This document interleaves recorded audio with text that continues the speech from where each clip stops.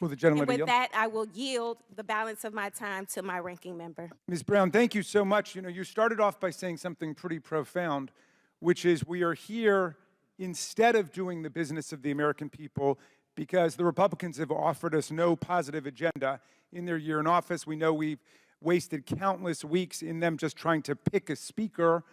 And we've wasted countless weeks with their inertia and their do-nothing policies. But Ms. Brown, I don't know if you recall, I just don't want people having to take your word for it. I think numerous Republicans have gotten up on the floor of the House complaining about the fact that they have no agenda. I think our colleague Chip Roy from Texas said that the Republicans have not given him one thing, a single thing, I remember him saying, to campaign on. So I just want to ask you, when you're saying that they have no agenda, that's not a partisan point. You're getting that from Republicans, aren't you? That is correct. One of our colleagues said that there was Trump derangement syndrome, and of course, Trump derangement begins with Donald Trump himself. He thinks he has a legal right to assassinate U.S. citizens. He thinks he can grab women by their genitals, although that's not the word that he used. He said that if Joe Biden is reelected president, there will be World War II.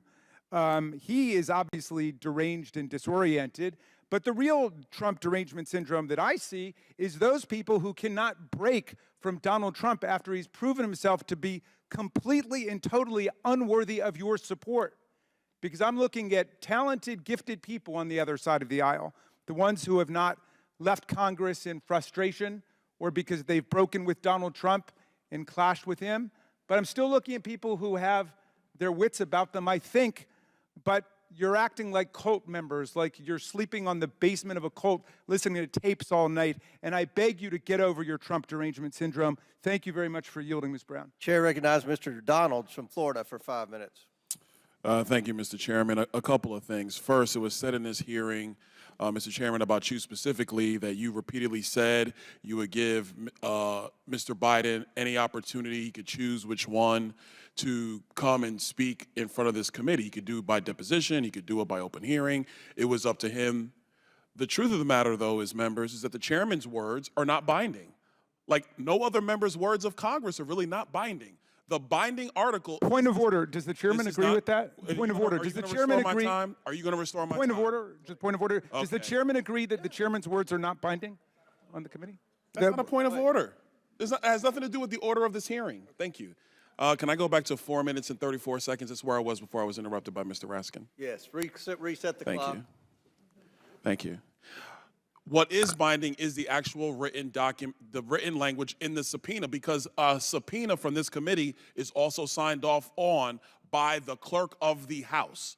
That is the binding document that matters here. That is what governs. That's number one. Number two, that was said in this hearing. It was said that our witnesses said that there was no basis for an impeachment. But remember, members on the Democrat side of the aisle, what was said by Mr. Turley at the time was that there was plenty of evidence for the continuation of an impeachment inquiry. And the purpose of that hearing was the relevance basis for an impeachment inquiry. The House has now voted for an impeachment inquiry. And one of the first things that the House did after the vote of an impeachment inquiry was to subpoena Hunter Biden to appear. Hunter Biden has evaded that subpoena. So flagrantly did he evade it that he decided to show up at the Senate side to give a press conference, and Eric Swalwell, a member of the House, helped him get that time on the Senate side to give a press conference. That's a flagrant violation of a congressional subpoena. Secondarily, he has the gall to show up here when we're actually discussing contempt.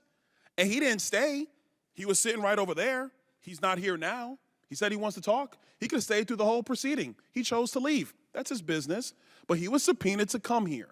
Back in December, he chose not to of his own volition. He's in violation of that subpoena, a subpoena that was executed with the signature of the clerk of the House of Representatives. That is the document that is binding. That's what we work off of. Mr. Chairman, I actually want to submit for the record an article from The Hill written by Jonathan Turley, and it is titled Eric Swalwell and the Politics of Contempt. Without objection, so ordered. Thank you. I'm glad something got admitted to the record. Last, a couple other points. One quick point I want to make, and this is in reference to the minorities' report about this $7.8 million. I want the minority to understand one very important distinction between President Biden and President Trump. President Trump has an international real estate portfolio that he has amassed over decades. I'm quite sure if you go back through all of the hotel receipts before he was president of the United States, that you had foreign dignitaries staying at Trump hotels all across the world. Will the gentleman yield? I'm not going to yield, Mr. Raskin. I'm making a point. Because they're actually very nice hotels. They look good. People like staying there.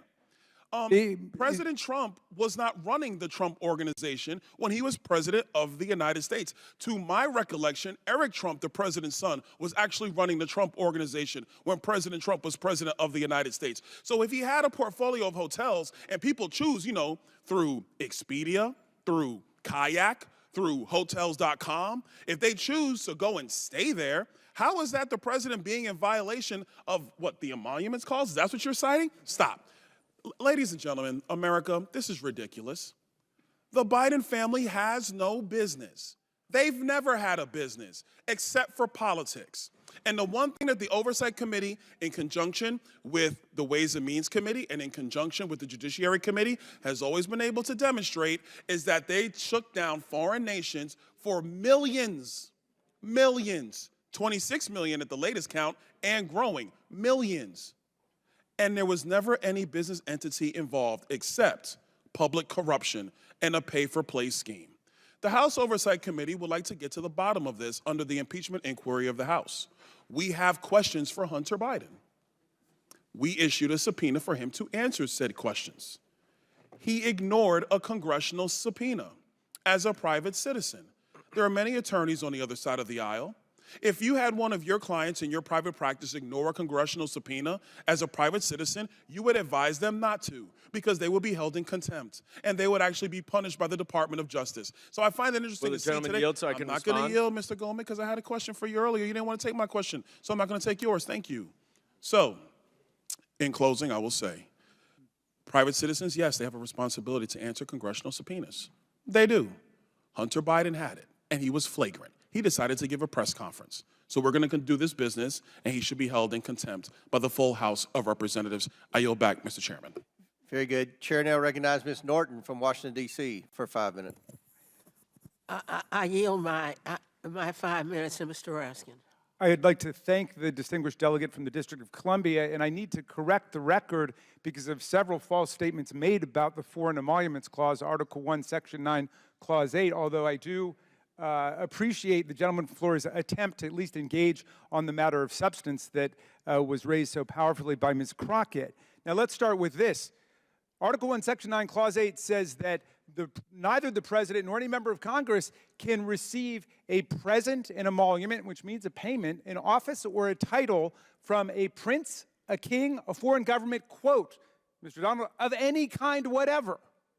Of any kind whatever, without going to Congress first and obtaining the consent of Congress. There's no hotel exception, Mr. Donald, to the Foreign Emoluments Clause. There's no international real estate syndicate exception to the Foreign Emoluments Clause, Mr. Donald. And also, I will take you up on your challenge to see whether the Trump Hotel in Washington, the Trump Hotel in Las Vegas, the Trump Hotel on Fifth Avenue, the Trump Hotel at UN Plaza, the four of the more than 500 businesses that we got documentation for, whether they actually had the same level of business coming from Saudi Arabia, the communist bureaucrats of China, who were the leading spender, as you know, if you've read our report, the United Arab Emirates, Indonesia, India, Egypt, and so on. We will make that comparison about what was done before if you get the chairman to call off the ban on further documents coming from Mazars. So have you ever stayed at a Trump hotel, Mr. Raskin? No, and I never would stay at a Trump hotel. I've got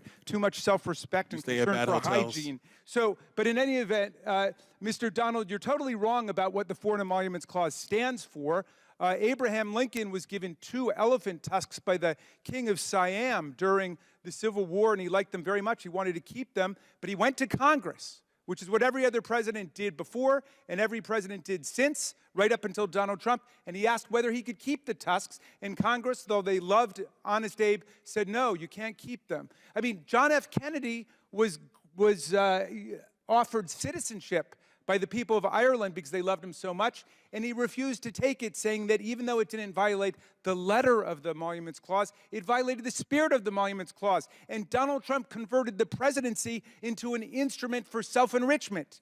He raked in millions of dollars from the most corrupt governments on earth, who came in with specific favors that we document in our report that they got from Donald Trump. I beseech my colleagues, I will read any book, any magazine, any speech you've given that you want me to read. Read this report and come back and tell me if you think Donald Trump did the right thing in converting the White House into a for-profit operation. No other president in American history has come anywhere close. And you ask why he's so determined to stay in office that he would unleash violence against his own vice president, the brother of your colleague, of our colleague. Why would he do that? It's because it was a money-making operation, and it was a great business grift for a guy who went bankrupt several times.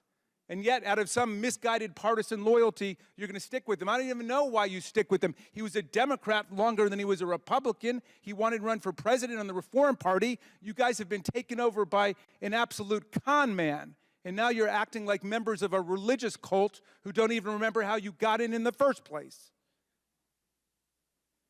We say return the profits, Donald Trump, $7.8 million. I've got a letter, Mr. Chairman, I'm going to share with you telling Donald Trump to return these $7.8 million. It's a small fraction of what he raked in. We want to know about the other 2 years in office.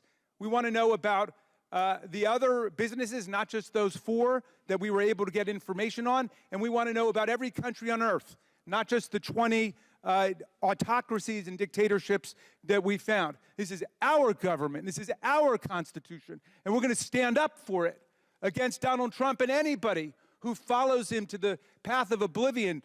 Abraham Lincoln started your party as a third party to replace the Whigs because they wouldn't take a moral stand against slavery. It was a pro-freedom, anti-slavery, pro-union, pro-honesty party. And your party has been reduced to a corrupt, authoritarian cult of personality. And everybody does whatever Donald Trump tells them to do, which is what we're doing here today with this stupid attempt to hold Hunter Biden in contempt when he has come forward to say he will testify and give you everything you want, as the chairman of the committee repeatedly offered in public. So forgive my outrage and indignation, but enough is enough. Let's get back to the business of the people, as Ms. Chair Brown recognizes said. Mr. Higgins for 5 minutes. Thank you, Mr. Chairman.